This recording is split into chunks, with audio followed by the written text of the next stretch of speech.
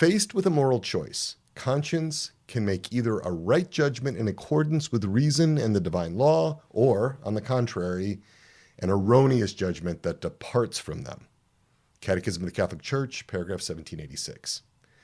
In this Interior Integration for Catholics podcast, we know that there is a lot of erroneous judgment and worldly estimations of the good, and that also applies to psychology and human formation. We know that our audience here, that you often struggle with moral questions and moral issues, and that many of you, most of you, take the moral life seriously when considering how best to live a life that will lead not only to flourishing and thriving in this world, but that will lead to an intimate union with God in beatific vision in heaven.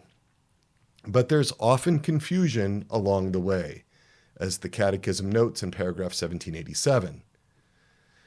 Man is sometimes confronted by situations that make moral judgments less assured and decision difficult, but he must always seriously seek what is right and good and discern the will of God expressed in divine law. We are here to help with the difficulties in making those moral judgments, especially in your human formation, and especially in the human formation of those whom you accompany or for whom you are responsible. And we seek what is right and good. We seek to discern the will of God. We seek to be prudent in the Catholic sense of that virtue.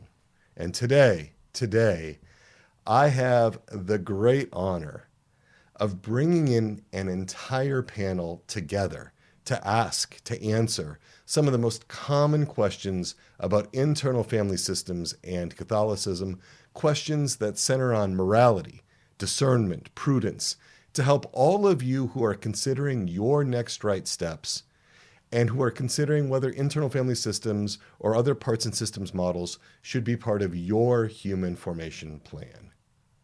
So let's get right to it.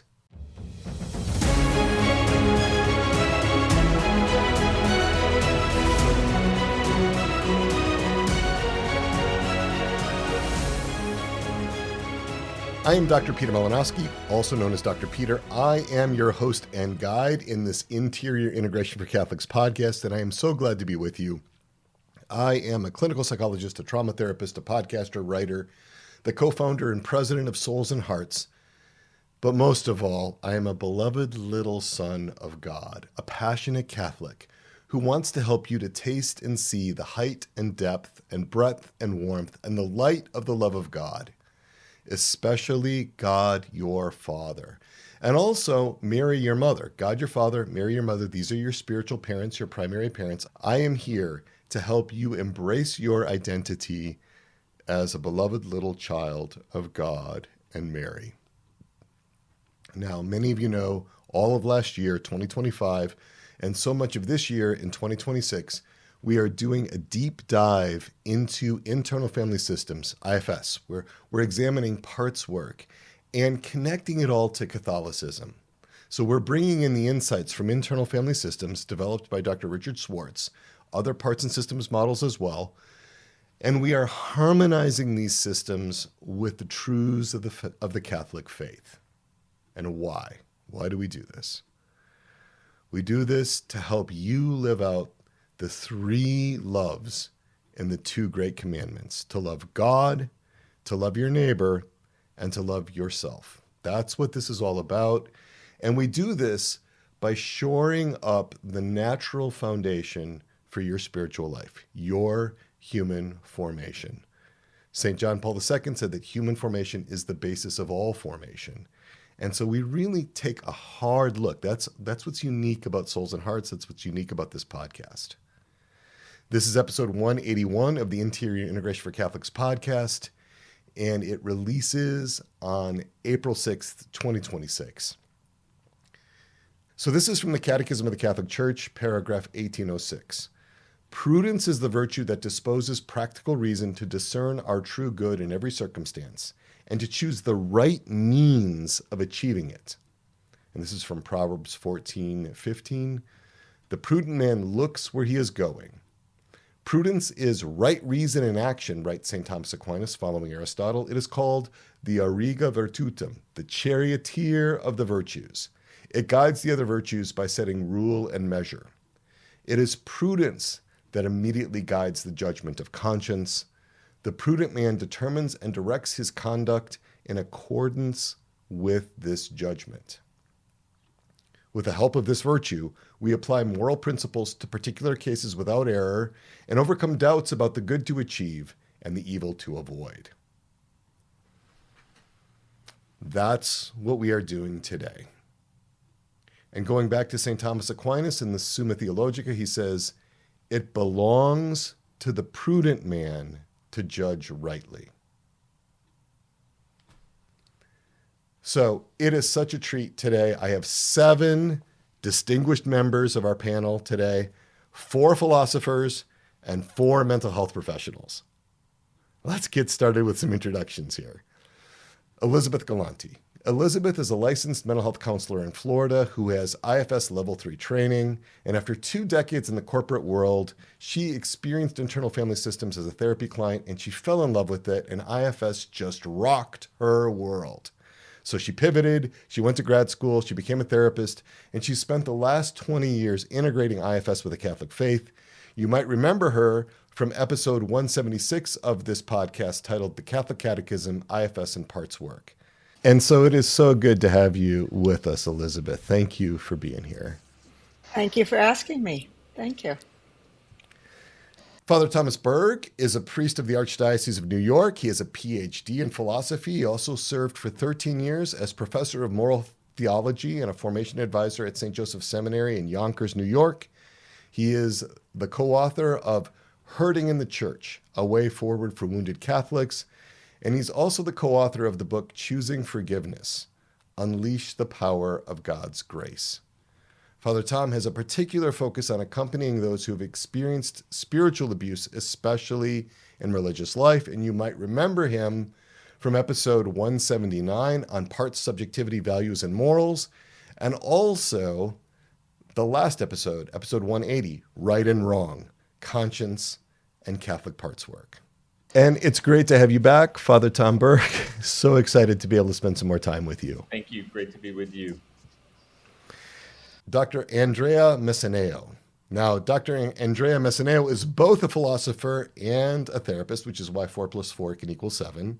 She's completed a licentiate in philosophy at the Pontifical University of St. Thomas, the Angelicum in Rome, and she's worked for over a decade in the financial industry initially while completing a PhD in philosophy at the University of St. Thomas in Houston. But she wanted to help other people more directly, so she became licensed as a counselor, as a therapist, and she's been in private practice for more than 14 years. She completed her IFS Level 1 training in 2023, and she's the author of the book Alone in Church. And she was with us in episodes 179 and 180, along with Father Thomas Berg. Andrea Messineo, it is a pleasure to have you back. Thank you so much. I'm so glad to be here. Dr. Anthony T. Flood is a professor of philosophy at North Dakota State University. He's the author of 2 excellent books, one, The Root of Friendship, and the second one, The Metaphysical Foundations of Love, where he examines the thought of St. Thomas Aquinas on the nature of love and the life of a person. Dr. Flood has focused his career on the central role that ordered love of self performs both in terms of integrating one's interior life and serving as the basis for appropriately interacting with and loving others. And many of you will remember he was with us for episode 171, titled Know Thyself, Love Thyself, Govern Thyself. Socrates and Plato discuss parts work. He was with us for episode 173, titled Aristotle and Aquinas on Proper Self-Love. Such a critical episode. And then he was with us for episode 174, titled Richard Schwartz and IFS Meet St. Thomas Aquinas. And it has been a while, but it is so good to have you back, Dr. Anthony Flood. Thank you for having me. It's always a pleasure. And then, of course, my next guest, you all know him, Dr. Gerry Crete, our own dear Dr. Gerry. He's a licensed marriage and family therapist in Atlanta, Georgia. He's the founder and owner of Transfiguration Counseling. He's the author of the book Litanies of the Heart by Sophia Press. He's a leading Catholic thinker and synthesizer in this whole area of Catholic parts work, and he co-founded Souls and Hearts with me in 2019. We've been going strong for more than 6 years now, and he has been on this podcast many times, most recently as the host of episode 177, Christopher West on IFS and the Theology of the Body, a powerful combo for sexual healing, and then episode 178, our Q&A on ordered self-love, your body, parts work, and Catholicism. It is always a pleasure, Dr. Gerry, when we can come together and we can connect. Great to be here. And now I have the pleasure of introducing Dr. Monty De La Torre. He is making his debut here on the podcast. He holds a PhD in philosophy from the Australian Catholic University and an MA in theology from Christendom Graduate School of Theology, as well as a bachelor's degree in philosophy from the Catholic University of Leuven, and a BA in music from La Sierra University. Dr. De La Torre wrote his PhD dissertation on St. Thomas Aquinas' Fourth Way. He is passionate about the use of IFS, philosophy, and theology in the development of virtue. And he has been doing some cutting-edge writing for us, some reflections. For example, March 9th, 2026, titled The Metaphysics of Parts, Part 1, The Soul, the Faculties, and the Senses. And then also the reflection from March 23rd, 2026, just came out on intellect, knowledge, judgment, reasoning, and parts. And so, yes, making your debut for the first time on the podcast, it is just lovely to have you, Dr. Monty De La Torre. Yeah, thank you so much, Peter. Thank you for inviting me. So we, as I mentioned before, we have this special treat of being able to come together to address questions that come up to us. And so without any further ado, because I can create further ado even unintentionally, but without any more of that, let's just get into it. And so I'm wondering if we can start with like two questions at once. You know, your question, Elizabeth, and then your question, Father Tom. So Elizabeth, what have you got for us? Yes, so a question that I can hear somewhat commonly in my office, typically after we've begun to start to do the work, a client will ask me a question that sounds kind of like this. What does the Catholic Church have to say about IFS? And is IFS okay for Catholics? Yeah, I get things like that all the time too. And Father Tom Berg, you have some additional thoughts on that, or some additional aspects of that. Yeah, I mean, very similar question. Like, how can we be sure that IFS-informed parts work is fully Catholic? So, like, how can we be sure that this is in harmony with a Catholic metaphysics, with Catholic anthropology, in other words, a Catholic understanding of the person? So very, very similar question. Well, I am excited to just be opening that up. So I'm just curious, like, who'd like to start us off? This whole question of IFS, the Catholic Church. I feel like I kind of need to. There's this book called Litanies of the Heart, if you haven't heard about it. And that was actually, I wrote that book to answer those two questions, like in part. Like I wrote it also to address post-traumatic stress and anxiety issues in general, and especially for Catholics. But this whole question, because when I started doing parts work with people as a therapist, I was like blown away by the change. I was blown away by how quickly people changed as a result. But I had that same question. I'm like, yeah, but how does this fit in with the Catholic anthropology and theology, spirituality? Like, how does it intersect? And what I ended up discovering was it does. It needs to be qualified in some areas, especially in things that Dick Schwartz says later on. Right. For example, No Bad Parts. You mentioned, Father Tom, you mentioned Buddhism. Like that book is like very Eastern religion oriented in so many of the things it says. It's basically pantheistic in many ways. So I took issue with that. And I wanted to show how IFS could be done in a Catholic way.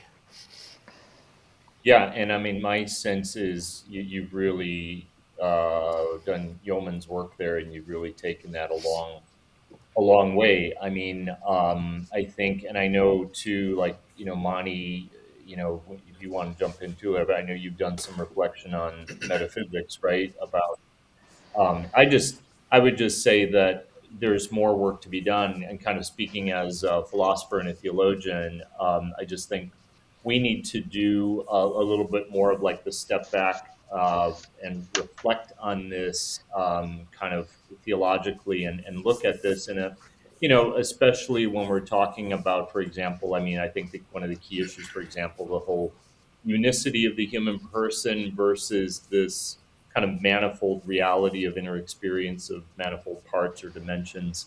I think there's a good amount of work to be done there, and Catholic philosophers, especially, need to work together. And I think in an interdisciplinary manner with philosophers, Elizabeth, practitioners, to just kind of see where how does this fit? And I think we need more publications. I think we need more engagement and the kind of stuff too that that we do. I mean, obviously, the Souls and Hearts is doing, and our like formators experiential groups. I believe the proof is in the pudding. Kind of like you were saying, Gerry. I mean, I think that says a lot. I do think the idea that by their fruits you will know them. I think that's valid here as well. But I think there's work to do, just especially in terms of professional, like peer-reviewed publication as well. And I think we also need to, like a number of persons, even some here on our Zoom, our meeting tonight, have trying to find basis or at least footings, shall we say, in sacred scripture and the tradition. I think that's also very very important as well. Yeah, can I say a thing or two? Yeah, I'm really, Please, I'm yeah. really curious about the actual concern itself. What exactly is the concern? Let's bracket off. So the concern, Let's bracket off yeah. the church.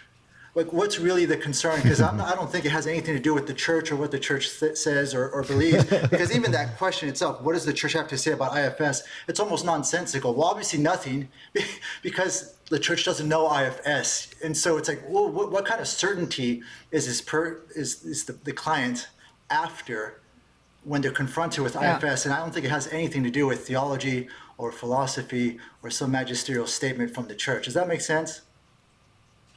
It does. And I'll tell you what I hear when clients ask me that question. I would say that a large number of the clients that I've seen, they don't know that the church doesn't make commentary about psychological approaches. So it's one of the first things that I say is that the church doesn't have any opinion on a particular modality of therapy or counseling or psychology. And then I go on to explain that what's important is the components and the particulars that we're doing here, the way that we talk, the way that we bring in, that parts can be, that some parts are bad or some parts are misdirected, that the components and how the therapist uses it doesn't go against the catechism of the Catholic Church, and that we're not bringing in any concepts that go against the catechism of the Catholic Church. So I take it down to, one, the Catholic Church doesn't have any opinion, and two, the pieces and parts of what we're doing in here, they align with what the church teaches.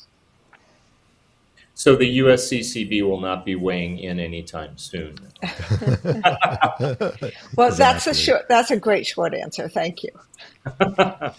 Right. I And it's I up thought to us it's up to us as clinicians Yes. to really provide that to the church. This isn't something that I would Right. expect the USCCB or the Congregation for the Doctrine of the Faith or other church ecclesiastical bodies to weigh in on. It's not their area of expertise.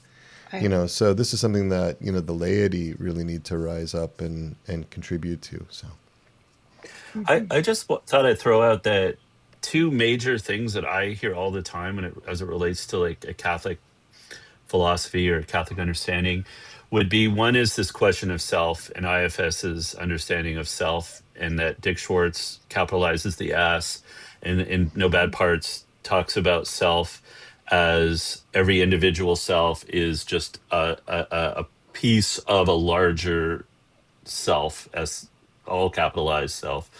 And I think that we can just name as heresy. Essentially we can just name that as Right. problematic, and that's why I'm very purposeful about, I use St. Paul's term inmost self. I don't capitalize the S. We're not divine. We are in the image of God, and so in a sense, hopefully, yeah, we will experience theosis, hopefully in some way, but we aren't in essence divine. So that is number one, right? And the other piece that I think is kind of important is just that parts do not have their own existence, their own essence separate. They're I always refer to them as a kind of a phenomenological experience, if you will. Not They don't have a separate existence apart from the human person.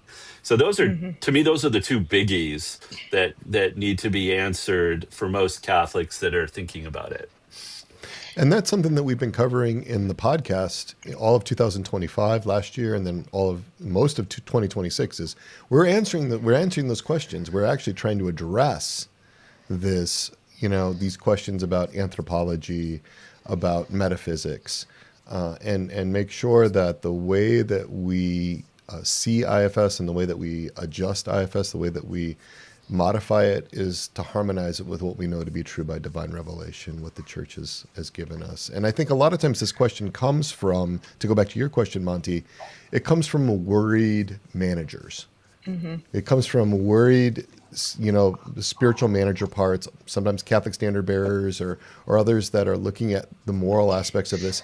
And sometimes it's a proxy, because sometimes we're starting to get in touch with the parts that the managers have been sort of suppressing, right? So now we're going to start wondering if this part that's coming up if that's actually okay, because that part is furious with God, or, this part, believes that God has abandoned her as unlovable and is starting to speak that out. And so sometimes there can be a question about the whole modality at that point. Like, this is starting to unpack or uncover things that are just very frightening to these manager parts. And so the question often comes up then. So. And if I could just piggyback, or piggytail, off of that, what I've noticed in my own practice is that since I shifted the way that I do my intake, and when I'm talking to someone on the phone before they even start with me, I spend a little time when I'm talking to them about me. After I've heard about them, I spend a little bit talking about me. And what I tend to emphasize is that I'm a practicing Catholic. I follow the Catechism of the Catholic Church. I go to daily Mass. I go to monthly confession. I go to adoration. I pray the rosary with my husband in the evening. And if there's anything ever in the session that makes them feel uncomfortable, or that somehow we're moving away from the faith, that they can absolutely bring that up to me. And the audible sigh that I get from the person talking to me on the phone is like, oh, kind of like this, whether they say it in the words or just their expression is you're safe. And Right. since I Right. started to do that, I have never gotten during the session that question that I always used to get, which is this okay with the Catholic Church? Because I've established a relationship with them of who I am Right. at the very beginning. And it goes back to what you said, Dr. Peter, that is our responsibility as practitioners, to address that and appease that. And if I were to get the question today, one of the first words out of my mouth would be, great question. Let's Yeah. talk about this. Yeah. If I could also just throw out that if anyone wants to see a very Catholic ancient parts work session, just read chapters 7 and 8 of St. Augustine's Confessions. Uh-huh. It's amazing. Like he's literally talking to different parts, and he's having a cathartic experience. And that was, you know, he's the doctor of the church. I'm just going to leave it there.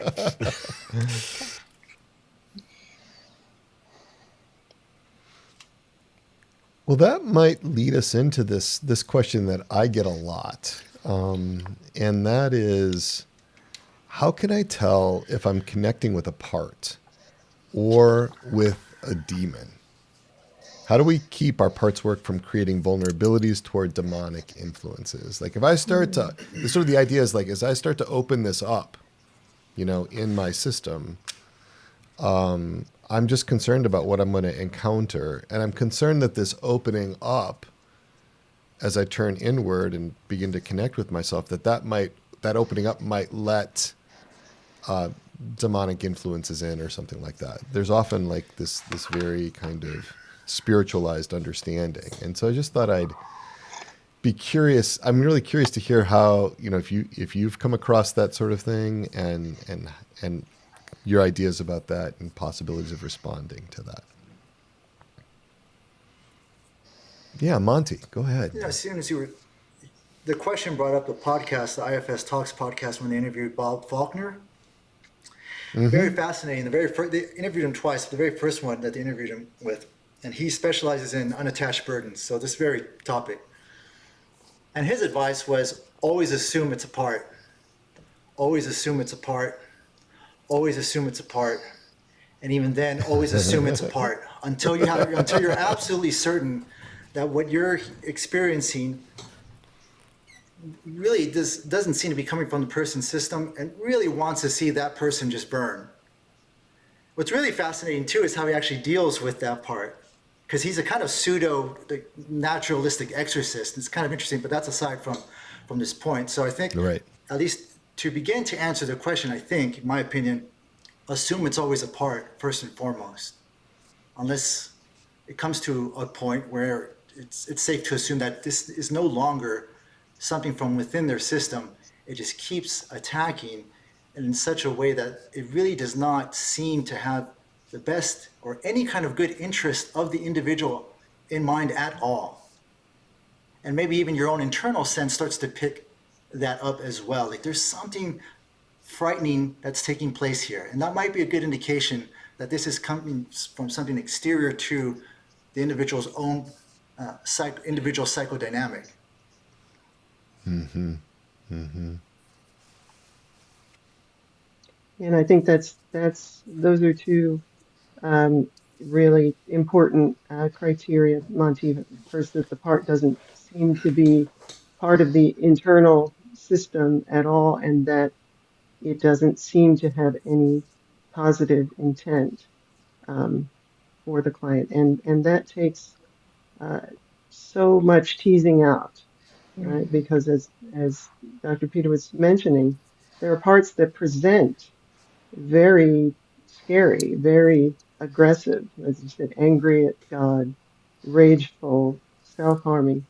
At first glance, um, it's different from what comes after very patiently listening and witnessing, and finding out what is the good that this part is trying in its distorted way to get, or the harm to avoid. One of the things that I agree, especially with the let's assume it's a part, because so many times it's turned out to be a part. And, I'm reflecting about how the church approaches this with the ruling out of natural causes before we begin to, assume or act as though it were demonic. And so I think that's really important, like one of those converging lines of evidence as we practice. We're keeping in mind what the church teaches, and I think there's a kind of harmony there between Robert Faulkner's approach to assume that it's a part, to assume that it's in the natural realm, even when the client comes in and is concerned that this may be demonic oppression or something. So.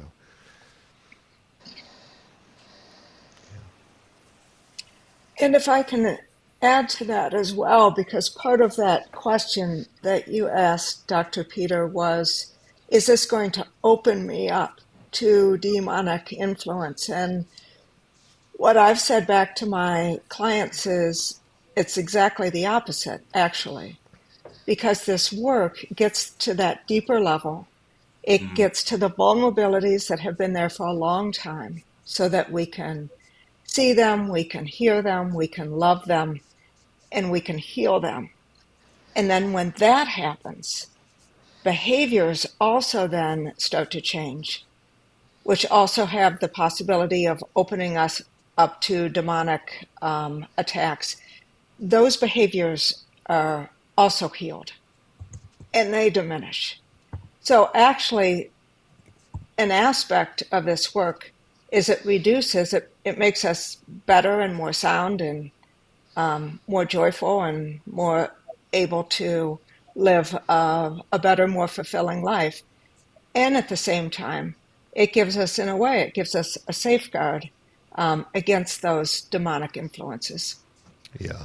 If I could quickly piggyback on that, it just occurs to me, I couldn't agree more in my limited experience, but I think Uncle Screwtape would suggest to his nephew any number of ways to distract us from doing parts work, just get us away from that. I Can I? I love the fact that oh, go ahead, Tony. No, I was just going to say, all of that natural level work that leads to the healing, not to mention the introduction of the spiritual guides or intercessors into that process, and then relying on them and deepening a relationship with those spiritual guides, those saints, so that then the person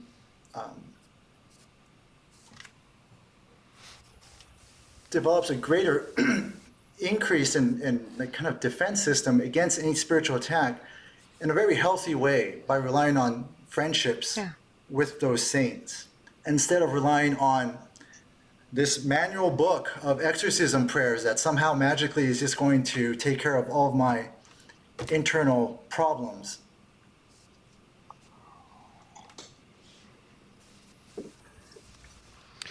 You know, I think so my experience of this is that it's very, very rare where I begin to question whether there is a demonic influence here.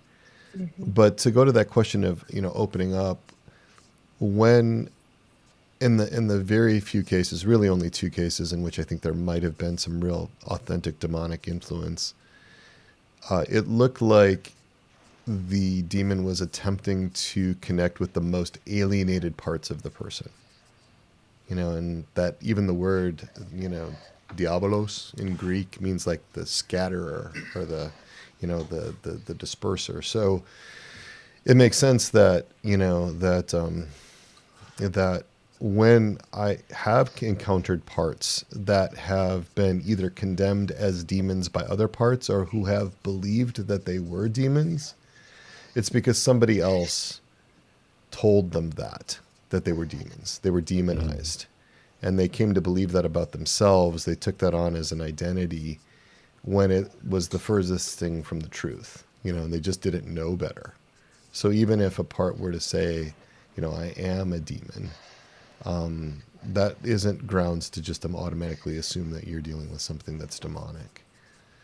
Sometimes you're dealing with a part that's very young and very confused and very misinformed and has been condemned and literally demonized by other parts.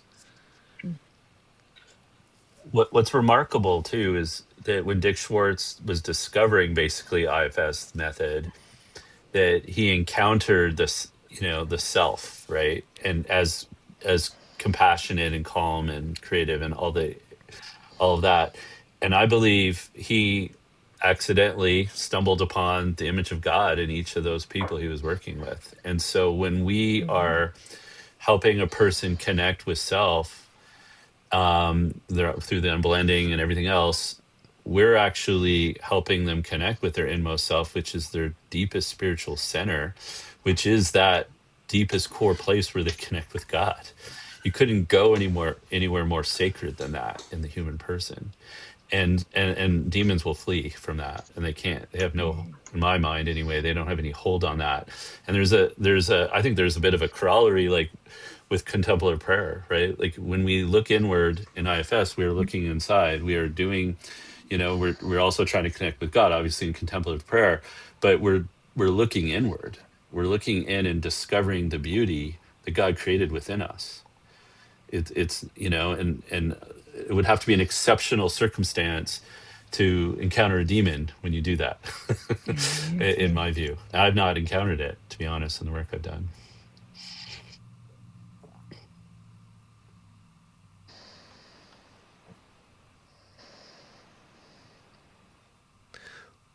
Well, I'm wondering if this would be a good moment to transition to the question that was on your mind, Andrea. What, share with us what you come across. Okay, well, yeah, we often hear in IFS circles, right, that as Dr. Gerry mentioned earlier, there are no bad parts. As Elizabeth mentioned, there's even a book by Dick Schwartz by that name, No Bad Parts. And it's also commonly repeated, all parts are welcome, all parts are welcome. And I began to be curious about that from the first time I heard it because, it certainly seems that there are parts that are urging us to do bad things that are not, well, we don't welcome them. We feel that in order to be virtuous, we need to employ all our strength and all our resources, which would include the combined effort of other parts to suppress those troublemaking parts. Right? But it seems to me, and I welcome feedback on this, that authentic Catholic anthropology gives us a way to broaden this outlook and also to reframe, to better understand that IFS principle. I have a quote from the first part of St. Thomas Aquinas' Summa Theologiae, where he's talking about the sensitive appetite, question 81. That is our inclinations to pursue or avoid that are more connected with the body. He writes that there are two appetitive powers, one through which the soul is simply inclined to seek what is suitable according to the senses and to fly from what is hurtful. And this is called the concupiscible. And another whereby an animal resists these attacks that hinder what is suitable and inflict harm, and this is called the irascible. So what stands out to me about this passage is that Aquinas does not right away describe our concupiscible or desiring power as seeking good or avoiding bad, but as seeking what is suitable and avoiding what is hurtful. And to me, this goes a long way towards establishing the positive intent of parts. It's a bit like when I tried to stuff my cat into his carrier to take him to the vet to get his shots. He perceives that as totally unsuitable, as causing him pain and not at all pleasurable. And he is right, according to his limited point of view, of his sensory point of view. And then, because his desires are being frustrated, he gets angry. His irascible power is activated, causing him to resist what he perceives as my attack, what is suitable for him. And he doesn't have any choice about that. For Aquinas, only human beings await the command of the will, which is the superior appetite. Only human beings have will and intellect. So, to take an example from my own life, if, for example, at the end of a workday, I experience a part that's irritated at my family members for making demands on that free time, I can choose to stifle my expression of those thoughts, which would be disordered, right? That action of arguing with family members would be a disordered action. But I think it's also very important to notice that if I just stop there, if I stop with stifling the expression of anger, to me it seems that I'm neither psychologically well ordered nor fully virtuous. Because Aquinas makes another distinction between being virtuous and merely being self-controlled. A self-controlled person is one who experiences a strong desire to do evil but resists the urge, right? And in IFS terms, that would be a polarization, right? Where one or more manager parts are trying very hard to keep a rebellious firefighter part under control.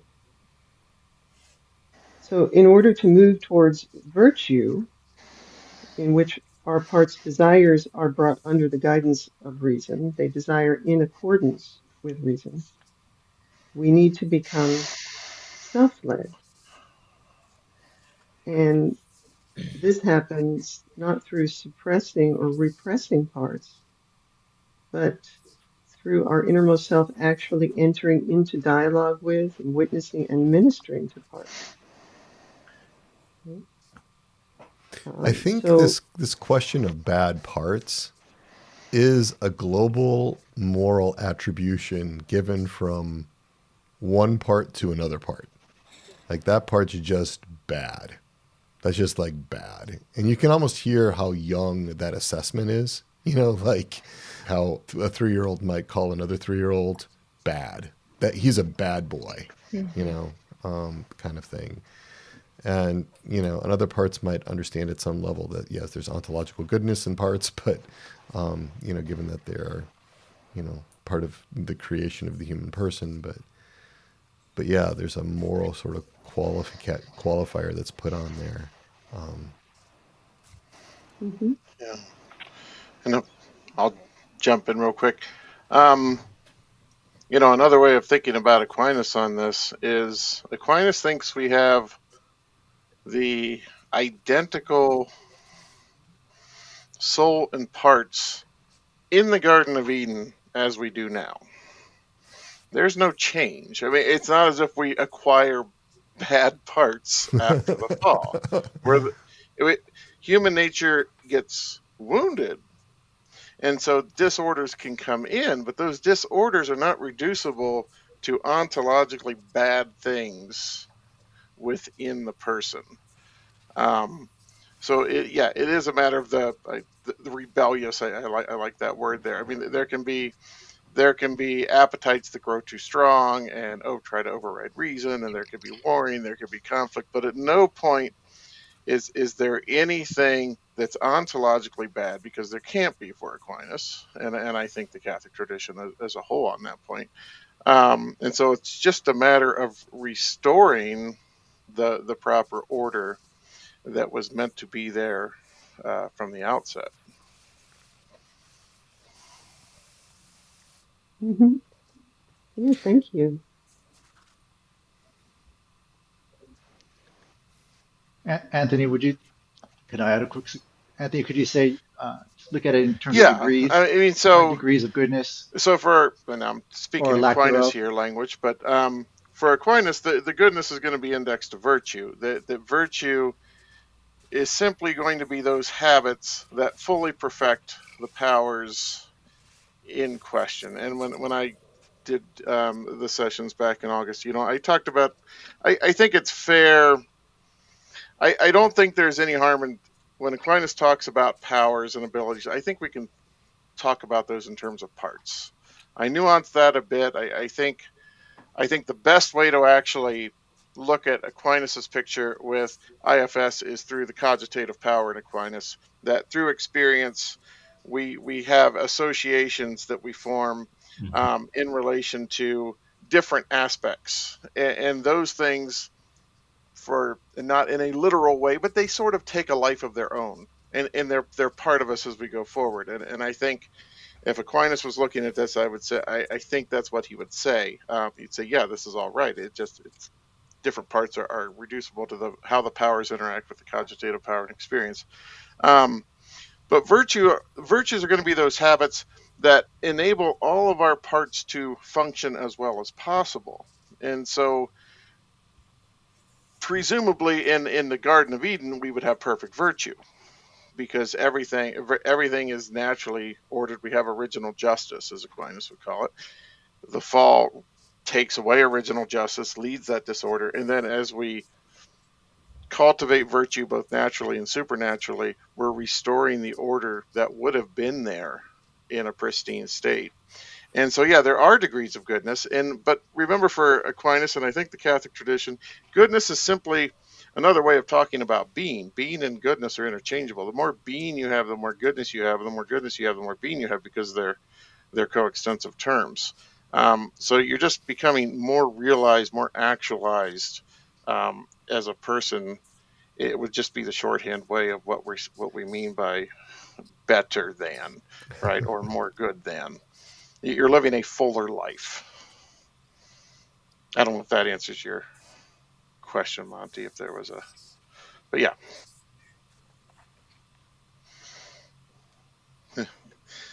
No, I think it does. Well, and in looking at this, and kind of connects back to the intentionality of parts, even in parts that have suicidal impulses, for example, or homicidal impulses, I have not run across a part that was singularly malicious. Like there was only malice. There was like some kind of, even with suicide, it wasn't about killing myself so much as it was about relief. Or if you look at self-mutilation, cutting, there was a sense of a release of tension, in that. Or alternatively, I felt so dead that I needed to see the blood flow to know I was still alive. So there was some kind of perceived good that the part was generated an impulse toward, is kind of how I say it. I don't think parts have their own will, for example, but they can create a movement toward, or an impulse toward something. And so I think what concerns like manager parts, especially spiritual manager parts that are preoccupied or concerned about the moral aspects of this, is that when those impulses are towards sinful things, how do we understand the part? And almost always, if there's not a sufficient degree of integration in the system, the parts don't understand that. They just condemn the part, that from whence they sort of sense those impulses are coming. Mhm.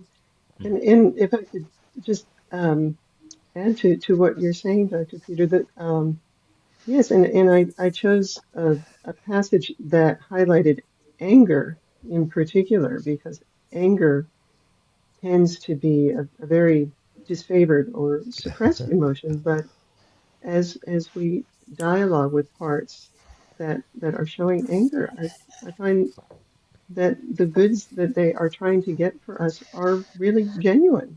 In an example I gave, I really do need sufficient leisure time that's protected from encroachments. And if I can show self-leadership in asserting that for myself, then that part that I'm dialoguing with can relax and won't have to come out so strongly and against misdirected targets in order to protect or obtain that good for me. So I think self-leadership is really essential, whether we're talking about laying the foundation for spiritual progress or for human flourishing. I think also, if you look at Christ himself and the way he engaged with people who are deep in sin, the bad parts of society, the prostitutes and the tax collectors and all that, he tended to meet them where they were and connect with them. And to effect change, he didn't just call them bad and dismiss them or exile them. So I think he's our example of how to connect with our own parts. Well, I think that leads us right into this next question. And I am super excited that you are asking this one, Dr. Flood. So yeah, my question has to do with self-love and exactly what it means. So in terms of IFS and just sort of the general Catholic picture, um, what role does self-love play? And does self-love equal selfishness? Because that's probably the biggest question I get. My work is on Aquinas and self-love, and it's just like, well, it just sounds like you're writing books on selfishness. And to which I say, well, yeah, I've got to write what I know. But it's not. Obviously, self-love is not selfishness. And I would probably begin my answer by saying, when Aquinas is talking about proper self-love, or I'm talking about self-love, we're not talking about being in love with oneself, right? Because I think that's the set you get that sort of Pepe Le Pew approach. It's somebody self-absorbed in their vein, and that's not what we mean at all. And I think we could put it It's not. well, it can. Um, so we can. I think we could put it this way: that negative formulation would be this: that if I don't affirm my existence as good, then I am not going to affirm the existence of anybody else as good either. And for a very simple reason, right? Other people are like me. If I see apples and I don't like this apple and it looks just like all the other apples, well, I'm not going to like the other apples either, right? Because they're similar. Well, when we talk about the love of self, that's shorthand for when I'm affirming my existence as good, right? The fact that I exist at all is a good thing. And that's what Aquinas principally means by self-love. And it's why it's very odd to deny that as something we should all want. Because to say, well, you shouldn't love yourself, for Aquinas would be, well, you don't want to affirm your existence as good. That's not only going to cut you off from other people because you're naturally going to be averse to the goodness of other people, but it's also going to position you badly in relation to God because God is the cause of your being. And so if you don't think your being is good, well, then you're not going to like, whoever caused your existence either. Right? So we could flip that all around in a positive way to say that when you affirm yourself as good, when you love yourself properly, you're willing your continued existence, you're willing the goods that would contribute to your continued existence, and you're willing the goodness of other beings like you, which are other human beings, and you're willing the source of your existence. I'm sorry, I say that better. You're grateful to the source of your existence, because if I am good, well, then I'm going to have naturally, if I view myself as good, I'm going to naturally have gratitude towards the source of my existence, right? So that's why Aquinas thinks self-love is so central to the being of a person. It's literally the first act of the will, he says, is it's you love yourself because you're affirming yourself as good. And if you don't have that fundamental self-affirmation, you're not going to have any desire for continued self-preservation. You're not going to have any desire to go out there and seek other sorts of things. You're not going to have a desire to enter into relationships with other human beings, and you're not going to have a desire to foster a relationship with God as the source of your existence. So that's the centrality of the love of self. That still doesn't answer the question yet. How does that differ from selfishness? But before I sometimes when I get talking, I talk too much. And if anybody has any, So, wow, I would love to have been able to give a response like that. And the very simple response that I give when clients ask me that in sessions are, it is about unconditional love for myself and, just like what you were emphasizing, and for others. So one yeah, is not greater than the other. They're held with yeah, equality. And that is about the exact opposite of selfishness. right. I think you have Yeah, to and I ask about what is love also. Because you mentioned Pepe Le Pew, who seems to be in love with this cat, right? And that's not really loving that cat that he thinks, I guess, is a skunk, yeah, right? So he has a false he kind of still love for seems to others.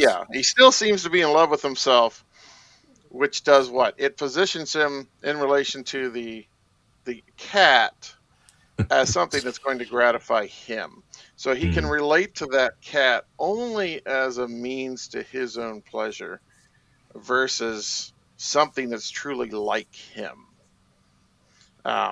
Is maybe going way too deep on a Looney Tune, but We're that making a that's what. big assumption that our listeners are familiar with Pepe Le Pew. But Well, sure. Um, but yeah, and so love, in terms of the Thomistic picture, love is fundamentally willing the good, choosing the good, seeking the good for the sake of a person. And we generally think that in terms of other people, and I think that's a healthy thing to do. That I love this person, I will the good to this person,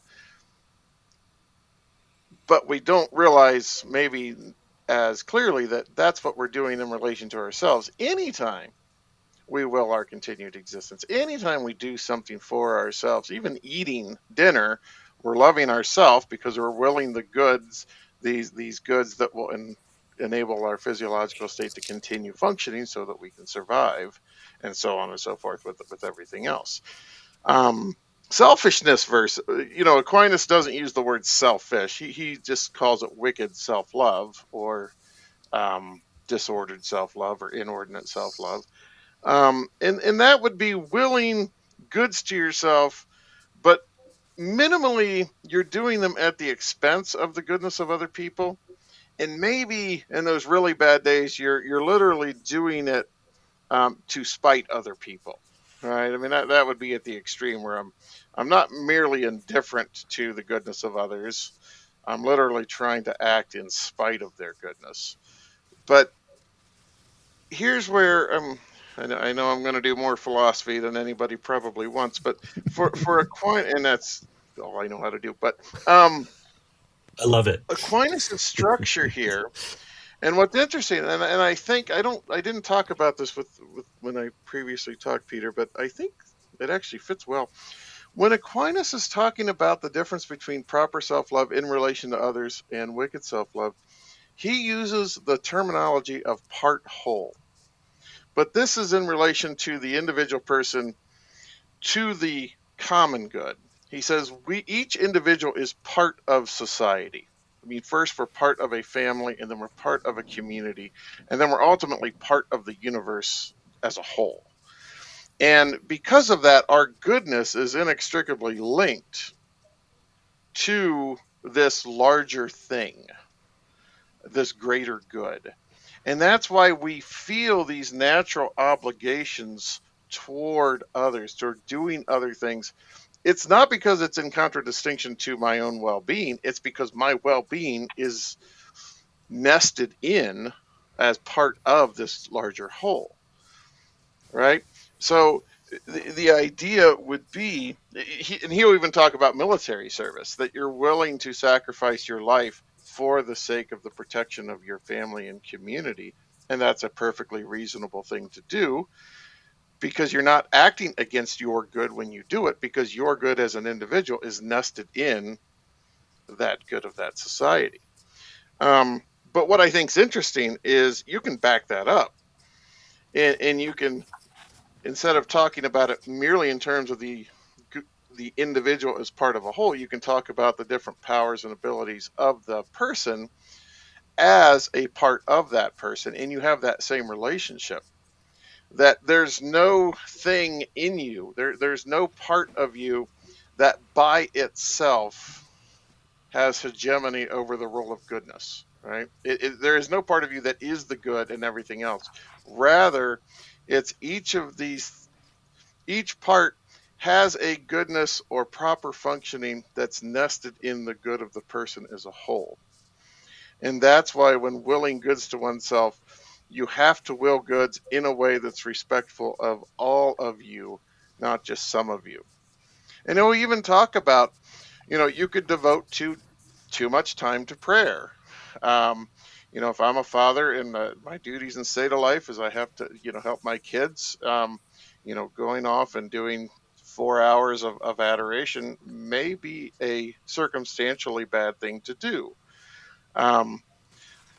Even if individually that would be good interiorly to have that long contemplation, I'm doing it at the expense of other parts of me, in effect, that I need to be mindful of in relation to that larger picture.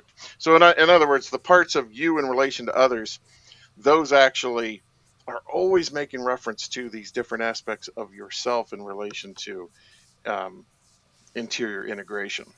That's what blew me away about your book. I read the metaphysical foundations of love.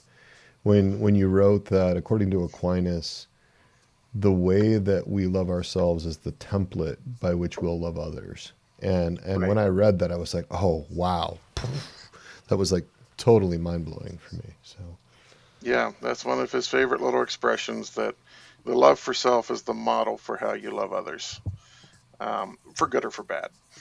yeah. And so if you don't get it right here, you're going to end up having unhealthy relationships in relation to others.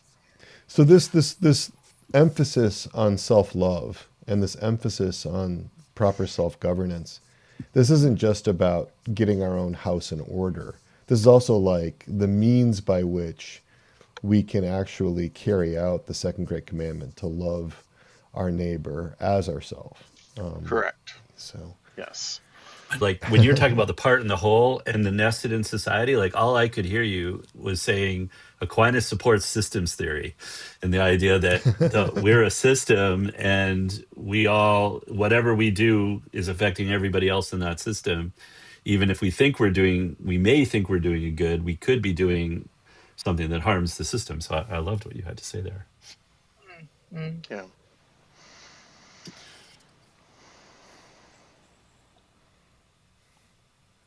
I do sometimes run across this in therapy generally. I remember, moms, especially of larger homeschooling families, saying, I can't take time for me to do this work. I can't, I have so many other obligations, that I need to focus on my kids. I don't have time to do therapy. And, this idea that the way that we love ourselves is the form and the root of the way that we're going to love others. Like this has been really powerful for helping, again, manager parts, because manager parts are the ones that bring people into therapy, typically speaking. I mean, sometimes it might be so desperate that a firefighter's bringing somebody in, kind of, again, phenomenologically or possibly in exile, but most of the time it's managers. And, I will often kind of talk with parts around the idea that, any part of you that you reject, that you exile, you're going to reject the counterparts of that part in other people. Because if those parts start to come up, it's almost like two tuning forks, tuned to the same frequency. If one begins to vibrate, it begins to like activate, or the other one starts to resonate. And when I do consultation or supervision with clinicians, what I find is that the things that they most struggle with in loving their clients, willing the highest good for their clients' parts, are the counterparts to their own parts that have been condemned, rejected, exiled, and so forth. So, and there's no amount of continuing education or no amount of professional development that's going to get you through that. You actually have to do your own human formation work as a clinician or as a spiritual director or as a coach. And so that's the whole reason why we created the Formation for Formators community. It's all about formation for formators, to being able to really help those who accompany others to develop that capacity to love themselves in a more complete way, so they have the capacity to love others in a more complete way. So what was so exciting about reading that book, Metaphysical Foundations of Love, your book, Tony, was that it like gave a Thomistic rationale for that. Yeah. And then your second book, which was more on self-governance, or maybe that was your first book. I can't remember the order you The wrote them first in. was self-governance, and then Yeah, yeah. right, right. The first book was on self-governance. I mean, that actually has been really helpful for me as a parent, to think about how do I manage a system, as you were saying, Gerry, the system of my family, 7 kids, like how do I think about this in terms of governance? And I realized that the difficulties I have in appropriate governance, whether that is, in leadership role in Souls and Hearts, or whether it's with my family, like it's going to reflect the difficulties I have in my own self-governance. The same kind of dynamics, more at the macro level, that reflect the difficulties at the personal level or the micro level. Yeah. And I think Aquinas can summarize it simply by, he thinks this is simply the 2 greatest commandments taken together, that we love God first, as the source of our existence, and then we love our neighbor as ourselves. And we always say the neighbor part first because that's how Jesus says it. But it's the self is logically prior, right? We love our neighbor as ourself. So it's not, it's the fact that we love ourselves. So it's God, self, neighbor. But it's also that anchor that, you never want to lose sight of the fact that you have this primordial relationship with God, because that's what you're also bringing then to the love of neighbor as well. And love of neighbor here, of course, just means love of other people. So that's going to include your family members and all the rest. Well, I want to move on in the interest of time. So yeah, I'm really interested in this question that Dr. Monty De La Torre is going to bring up about parts, because I'm really interested in hearing the answer to this. Yeah, so even Schwartz has alluded to this about doing work with a part, and then that part having a part, and then that part potentially having a part, and then he's like, oh, who knows? And so, what do you do with a client who starts to create a multiplicity of parts? Like, not just, oh, I have this part, and I have that part, and I have that part, and I have that part, but then they create the multiplicity within the part itself. So it's like, oh, and this part has a part, oh, and then that part has a part. So I can see a potential objection to IFS, like, well, if the person starts to create all these parts, then it's going to lead to greater fragmentation and therefore undermine the very modality or the very theory uh, from the get-go, so to speak. And so that's kind of more or less the objection. I call that the infinite regress of parts. Parts having Yeah, the parts, infinite regress having of parts, parts. having Yeah. parts. So my initial response is, okay, are we talking about a potential infinite or an actual infinite? Because I think there's a distinction there, and there's debate about that on a philosophical level, and Anthony probably knows that pretty well, and I'm sure Father Tom as well. You probably touched upon that in your research and reading and so forth.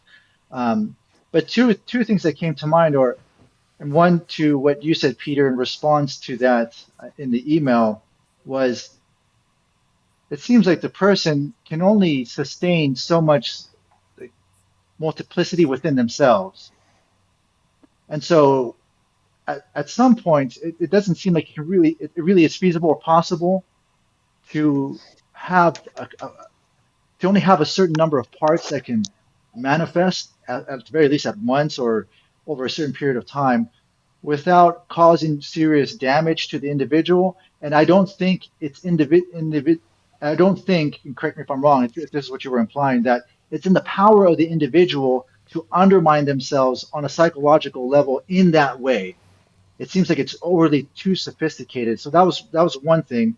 And then number two, I wonder if that's just a smoke screen being created by an individual part. Do you see what I mean? I have Yeah. So not. it's like a defensive. Oh, go ahead. I'm sorry. Yeah. Yeah. If it's like a defense mechanism from an individual part to protect themselves by creating other parts so that you don't have to deal with that part, or it's protecting certain parts.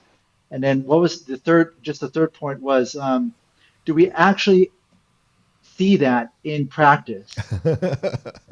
And do you actually see someone creating this part after part and then part within part, part within part in actual practice?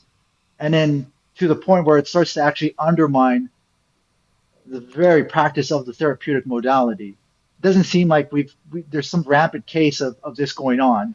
So those were my 3 points. I've never seen it in practice where, people are generating more and more and more parts within parts within parts. I have seen it on Reddit. I've seen it on Reddit. I have not seen it in practice. Then it must be But true. if it's on Reddit, it must be true. I think this is really interesting because I would when I encountered in internal family systems, I basically believed that was really the only modality that I was using. And my colleague and friend, Dr. Peter Martin, when we were down in New Orleans for the Catholic Psychotherapy Association meeting, we were talking about this, and he said, no. He said, you bring in still a fair amount of psychodynamic, psychoanalytic stuff because each of the parts that you talk about has a personality. You're thinking about this in terms of personality theory. And I think that I failed to realize that, I was just basically using everything I learned about personality theory, personality structure, levels of structuralization of personality. I was just bringing that into a parts level. And that folks that don't have that might be very inclined to do more of this, kind of regress and think of parts as having parts because that's a way that they're trying to make sense of the experience of a part. But I mean, with the background I have in personality, I've never found it necessary to think of parts having parts because even if a part is conflicted, because sometimes parts can be of two minds, so you might be inclined to go to there's two parts in that part then. I've always thought about it just in terms of the way that psychoanalytic thinkers would think about conflict within a personality, and so I've never really been troubled by it, and I think it comes pretty naturally to parts to parts and to people to just think of it in terms of personalities or subpersonalities. So, yeah, but that was kind of disturbing when I saw Richard Schwartz saying that, well, he also would say every part has a soul and every part. He actually makes the argument in No Bad Parts, I think it's on page 19, that every part has a body. And he recognizes that might be hard to understand, but he basically says that phenomenologically, every part experiences the body differently. So he considers every part having its own body, which, is just hard to... I find that hard to translate into something that would be grounded in an appropriate metaphysics or anthropology, So, Yeah, the terminology. I'm new to this question, but it is interesting. The question goes back to Plato, and I won't bore you with details, but in one of his dialogues, he takes up what he calls the third man argument, having to do with his theory of the forms, that we participate in forms. And he says, well, wait a minute, but if what makes me in common with this theory, with the form, the perfect form, well, there would have to be a more general form that captures both of that. But wait a minute, what makes all three of us in common? There's got to be another way. And it's the infinite regress. right. And he doesn't solve it in this particular dialogue. It's the Parmenides, I believe. Aristotle, his student, will later say, well, the problem is you're thinking about forms as substances, as things that exist on their own, and let's not do that. And without getting into the details of that, I think it actually applies here, because I think if as soon as you make the self the fundamental substance, or at least the self is that which comes out of our ontological substance, that isn't always a subjective experience thing. It's a metaphysical thing that then has these conscious experiences. Then that anchors everything else. And so at that point, I don't think it becomes an infinite regress that's a problem, because if it's regressing fundamentally, it's always going to come back to the fundamental self. If you're regressing upwardly and each thing can be further analyzed, well, then I think it's just, as Monty was saying, it's an actual versus potential thing that's really, there's really no danger in that. Probably wouldn't be helpful to get to the minutia of going that direction. But yeah, it potentially would be open-ended, but it doesn't threaten the fundamental unicity of selfhood, because that's going to be grounded in the substance of the person. I just wanted to chime in, in from a clinical standpoint, I like how it was brought up that much depends on the formation of the formator, right? The the therapist, counselor, practitioner who's facilitating this work, right? And I think it's useful to check within, right? Is there any part of ourselves that maybe is coming to the work with an agenda to discover as many parts as possible, right? As if that were something to strive for. In my own practice, I often find it helpful to think in terms of a multiplicity of roles rather than infinitely multiplying parts. Parts can carry out different roles. Mhm. And I think that's where on Reddit you can find folks that if they have a new feeling or a new experience, it's a new part, but their Mhm. parts tend to be when they get to be multiplied into the scores of parts, we're getting into 40, 50, 60. I've seen as many as 3,000 parts, claimed by people on Reddit. I think you're getting into very like tiny splices or splinters of experience, that are now being sort of attributed to a different part. And I've seen that happen just in work. Sometimes people realize, wow, this is the same part. It's just the same part at two different phenomenological ages. Or this is the same part, but it has these two roles that I didn't know. And I assumed that they were two parts, but it's really two roles in one part. So so sometimes it's easier to identify the burdens, or it's easier to identify the extreme roles, and it actually takes a little bit longer to kind of connect it to the parts that bear those burdens or that carry out those roles. So,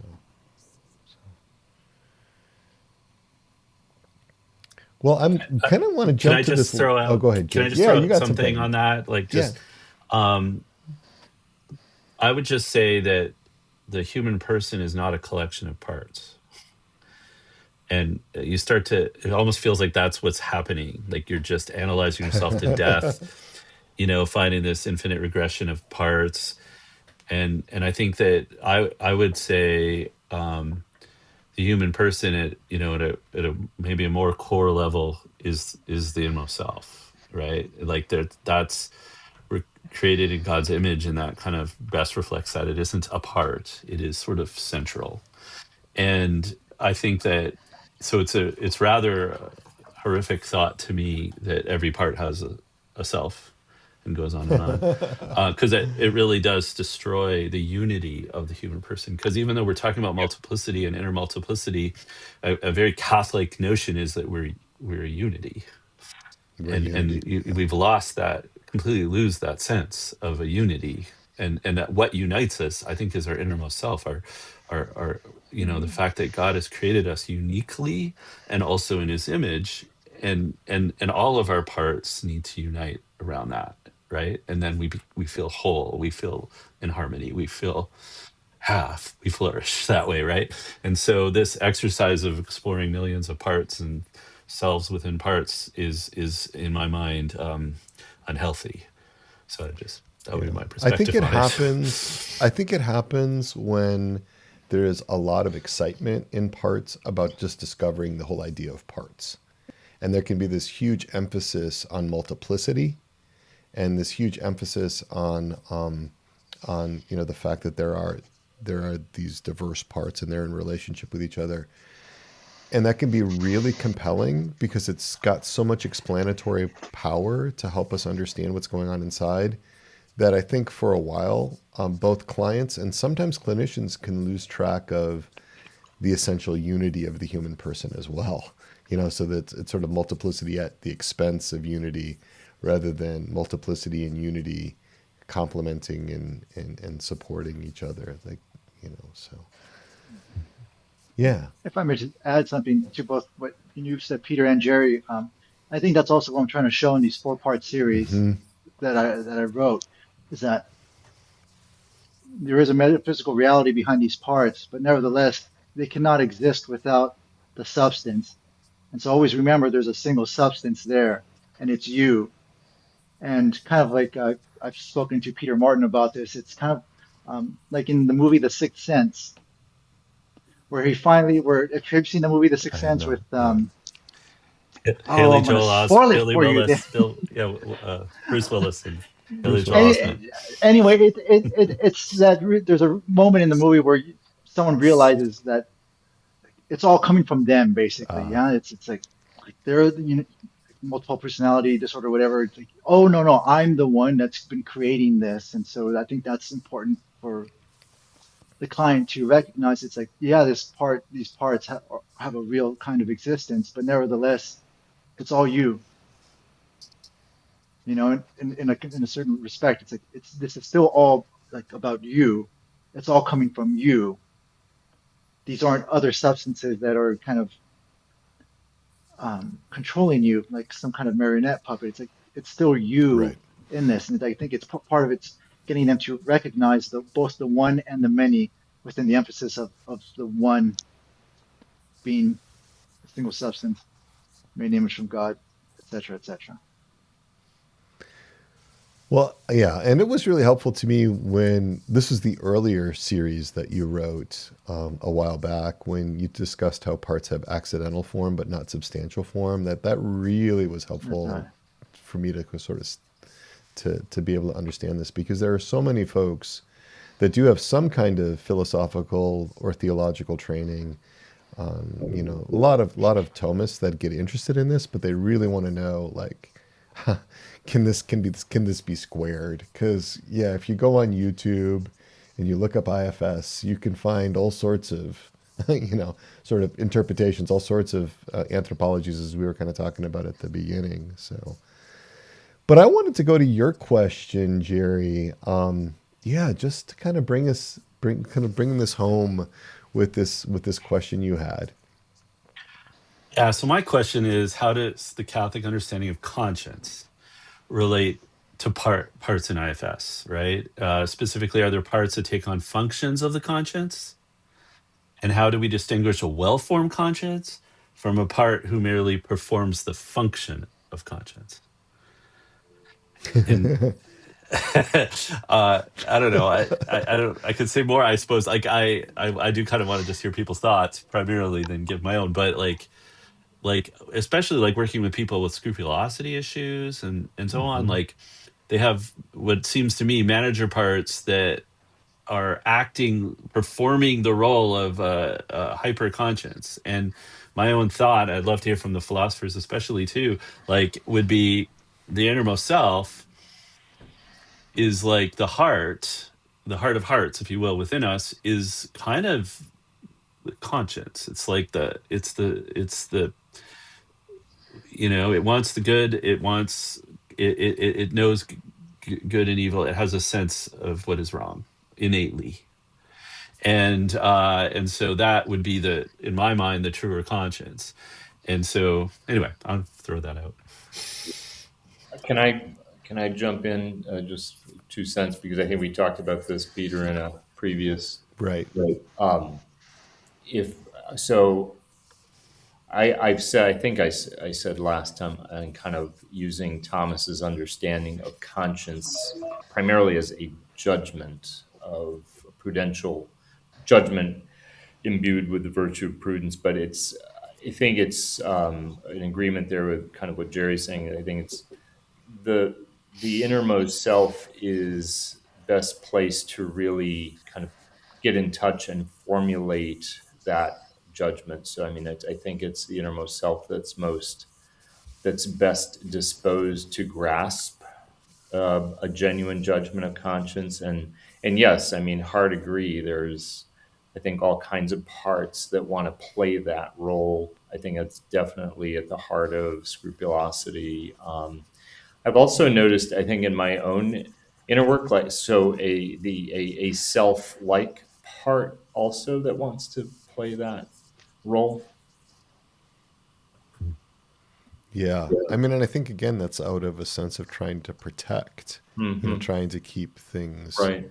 safe, trying to keep things going. It's not just a power grab for the sake of a power grab. It's more like to be able to try to keep unruly parts in order, or other things, so that one can remain acceptable to God, or remain in a state of grace, or whatever the framing is. So, but I come across that a lot, and it's been reinforced in some ways. There was a book called Boundaries for Your Soul, by by two friends of mine. I really enjoy these co-authors, and it did insinuate that the conscience was like a part, and we actually discussed this in a review of that book, that the conscience was a part in a sense, and we pushed back on that,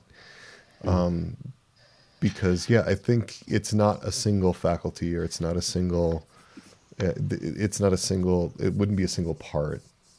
So I think it's interesting that one of the eight C's is not conscience, and this says a little something.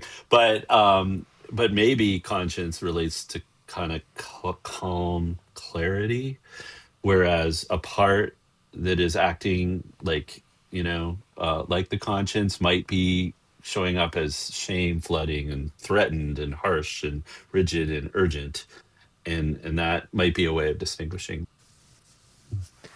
well, I want to bring this to a close by just inviting each of you to share with us like a key takeaway, like a one or two lines of just something you would like our audience to remember. And it could be something we've brought up in our time today in this episode, or it could be something else along the lines of parts and morality, or ethics, or anything having to do with this idea of grounding IFS in a Catholic understanding of our anthropology, our metaphysics, morality, or any of that. So just anything that you would like folks to remember.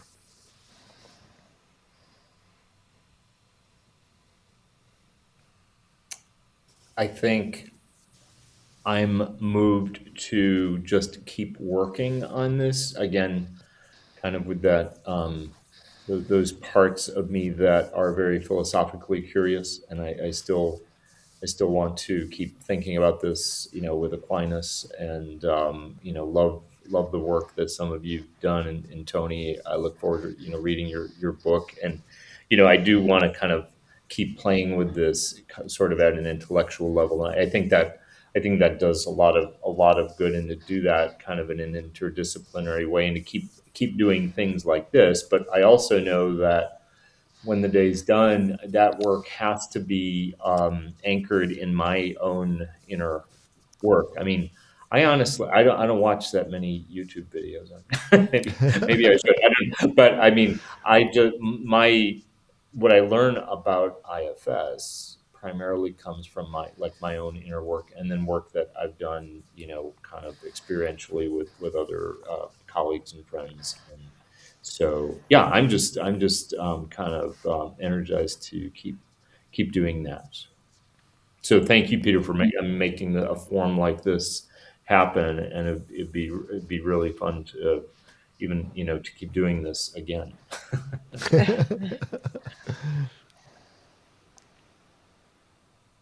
I can two things really. One, to encourage people to be vulnerable, to do the work. So much good can come from doing that interior work. So that's one. And then number two, um, I'm convinced by the metaphysics of parts, and so me, it's like that's already a done deal. Now the more interesting question for me is which modality actually works best on parts under certain circumstances. Is it just the IFS protocol? Is it a combination of IFS and EMDR, or what have you? Or maybe even some CBT, knowing very well that the person knows that they're talking to parts. I know, but I'm just saying, you know what I mean? It's like once you understand the metaphysics of it, okay, we're not going to question anymore whether parts exist or not. That's just a given. Now, how do we, that's like kind of like mute, that's boring already. Now, how do we actually best bring about healing with the parts? That becomes more interesting to me. I was going to say I resonated with the idea of self as created in the image and likeness of God and called to just show that love and acceptance to parts and minister to them. I find, in this work, encountering self sometimes is clients' uh, first experience of unconditional love and acceptance, whether on the human level or, because of distorted God images that have been presented or experienced even on the spiritual level. I think, many of us have had clients that initially say, "Well, why can't God just heal my wounded parts? Why do I have to do this work? Why can't He just intervene directly?" And I tell them that just doesn't seem to be how we are made. That doesn't seem to be the order of things. It seems that God invites and wants our participation through self-leadership. Yeah, and I would, similar to that, that the most proper response we can give to anything that's good is love, I think, because we're recognizing the goodness of that thing and we're willing that it continue to be, and recognizing that ourselves as good um, means that we ought to love ourselves, which means we ought to affirm ourselves. And what it is to be a self is a very complex thing. It's I mean, yes, it is easily summed up with image and likeness of God at the deepest level, but the lived reality is a very messy thing. But all of those things have a place somewhere.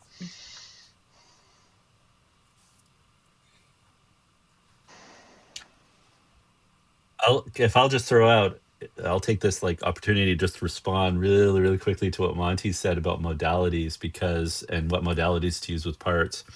I love that question. If you look at the common factors research in terms of all the like where they've studied what works in therapy across the board, that there are two things that stand out as that predict effective therapeutic gains, and that is the working alliance or the relationship between therapist and client, and number two is hope or positive expectancy, which is basically hope.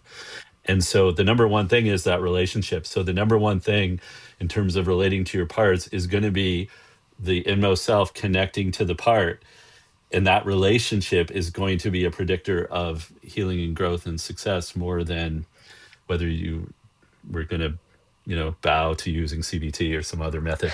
But so I will just throw that out. But I will say I was the most moved by what Dr. Flood said about being in goodness, and I want to explore that more. I like that, and the idea that goodness is, you were more realized or actualized as a person, is what he said, and that you have a fuller life. I think that speaks to human flourishing. I think that speaks to so much of the focus I've been working on lately, and I love that notion, because we tend to think of like we're talking about no bad parts. Like we think in terms of good and bad, and sometimes we think, oh, I have to do the good thing, when in fact goodness leads to fullness of life, right? And I want to explore that more. So thank you. Mm. And for me, the key takeaway is to really just grapple with these questions and to be willing to make some mistakes and to take some risks and to trust that God in his goodness will guide us, especially if this is an effort to receive love and to love. I think it all goes back to that for me. So I was really moved also by your emphasis on ordered self-love, Tony, and your follow-up there, Gerry. What really is appealing in IFS to me is that it opens the door to, for me and for folks I've worked with, in my practice in the resilient Catholic community in the FFF, to really being able to understand what it means to love oneself. There's been so much ink spilled over the two great commandments, but it's almost all been on what it means to love God or what it means to love your neighbor. There's been almost nothing on what it means to love yourself. Very little about that, and what little is out there isn't well understood, as you know, Tony, because you've spent your life really kind of bringing this to the fore. But it also gives us like the way to like help the rubber meet the road and to actually, actually like have a way to love ourselves, a way to understand ourselves and a way to love ourselves. And so for me, when I think about the moral questions, it's not just about errors of commission. Usually our spiritual manager parts overweight committing errors or committing sins, where I think the greatest sins are sins of omission, where we don't make the attempt to love, where we don't try to carry out the two great commandments. It's that omission. And so I think this really empowers us to be able to learn how to love ourselves. And then that opens the door to being able to love our neighbor as ourselves. So, there's a moral question to not doing this stuff, to saying, I'm not going to make an attempt to get out of my limitations.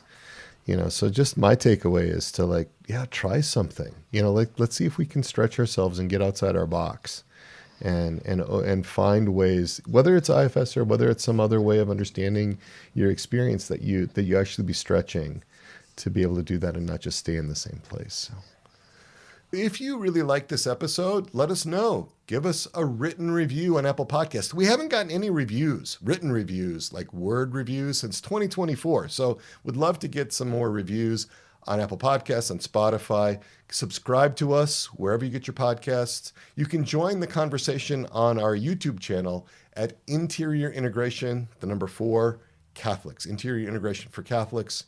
And we can continue the conversation. Bring in the questions you might have. We'll answer them. One of us will, at least. And I want to let you know that resources from each of our panel members will be available in the description of this episode on YouTube and on all the podcast platforms in the episode description. So you see how seriously we take moral questions, how much effort we put into our prudential judgment and offering human formation resources at Souls and Hearts, especially in the Resilient Catholics community, which is at soulsandhearts.com/RCC. And I want to share with you the why of the Resilient Catholics community, the RCC. Why? Why do we do what we do? Well, it's to help you to receive love and to give love. It's all about living out the 3 loves and the 2 great commandments. And my staff and I, we've pulled together so many great resources to help you toward thriving and flourishing on the way to that union with God. And the RCC provides a library of hundreds of different resources, talks, articles, blogs, podcasts, experiential exercises to support you in your inner human formation work. And we have about 270 current members. We have a structured program of 44 weekly 90-minute meetings. Okay, that's over the course of a year with your company of 5 to 8 other pilgrims on this journey of human formation. It all starts with the Parts Finder Pro. And this is a set of about 23 measures, takes about 2 hours to complete. And at least 2 members of our staff generate this 6 to 9 page report that details our understanding of your hypothesized parts and the possible ways that they interact within you. You can download a PDF as a sample fictional report for a man and a woman. And this is to get you jump-started in this whole adventure of connecting with your parts. We also use the PFP results to help match you with a companion for daily check-ins, accountability, and also the RCC connects you with like-minded Catholics from around the world who are committed to their human formation. It's all informed by internal family systems and grounded in an authentic Catholic understanding of the human person. We accept new applications every February, June, and October. You can get on our interest list at soulsandhearts.com/RCC. And then also just wanted to let Catholic formators know that there is a formator retreat August 10th to the 13th, 2026 at the Mother of the Redeemer Retreat Center in Bloomington, Indiana. The theme for 2026 is authentic being and authentic relating. And this retreat focuses on you finding and loving more of your parts, parts you have not yet encountered, your exiles. You can find out much more at soulsandhearts.com/FFF. And then finally, just want to let folks know that you can reach me in my conversation hours, which are every Tuesday and Thursday from 4:30 p.m. to 5:30 p.m. Eastern Time on my cell, 317-567-9594. It is just with such a great, big, open heart and so much gratitude to all of you for being here tonight. This has been just a lovely and wonderful conversation, and an invitation to all of you in the audience to to ask questions, to get on the chat or into our YouTube channel, Interior Integration for Catholics, and you can post questions in the YouTube space for this episode, and one of us will definitely get back to you. And with that, I'd just like to bring this to a close by invoking our patroness and our patrons. Our Lady, our Mother, Untier of Knots. Pray for us. Pray for Saint Joseph, Pray for us. Saint John the Baptist. Pray for us. Pray for us.